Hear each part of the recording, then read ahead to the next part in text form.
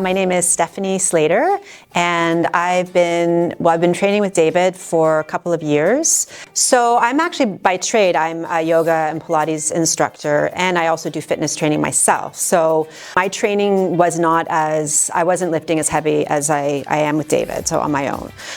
So I feel like one of the benefits of training with David and just training with someone in general, and especially in a gym like this that's well equipped, is that you start to lift heavier than you thought you could. And I know for myself, my age demographic, it's really important. So even as a trainer myself, I don't get to that as much as I should. And the value of having a trainer help you with that, and David in particular, in my case, is very valuable in my opinion.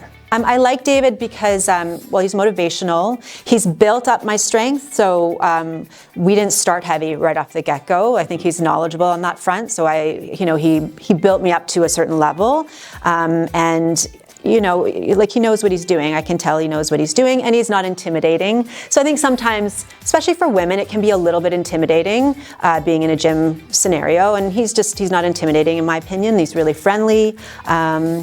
And so, yeah, you get a bond with the person that you're training with. So I like chatting with him too. Like, he's friendly and knowledgeable and motivating, I'd say. I noticed that once I started weight training, it took a bit of time, that a lot of any residual aches and pains that I used to have really dissipated. So that's amazing. And and it took a while. I'm not going to say it happened like that. Like, I did have aches and pains at the beginning, and we all have them. But now that I'm into it about 2 years, like, I really am, it's very rare that I have bouts of pain that I used to have. And I really think it's due to the heavier lifting, the loading of the muscle more than I was doing on my own. So yeah, like I said, it's a balance, but I really need that side of things. When I was training with David, I had a frozen shoulder, because I had a fall, and I developed a frozen shoulder, which a lot of my clients have had, and I'm always like, keep moving it, keep moving it, keep moving it, and you have to keep moving it. But if anyone out there has experienced frozen shoulder, it is really hard to keep moving it because it is so painful. But I just plowed through, and I mean, if you do have frozen shoulder, you just have to keep getting through, even if you have to back off a little bit.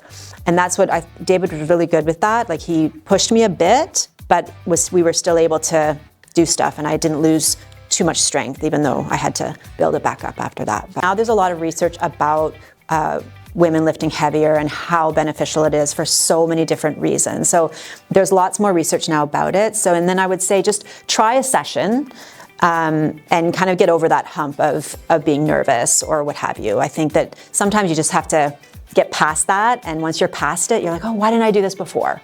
So I think it's well worth it to do the research and then just try. It's always just to try, and then it's your decision whether you continue or not, but I guarantee you that for most women, you'll notice the benefits if you stay focused and dedicated.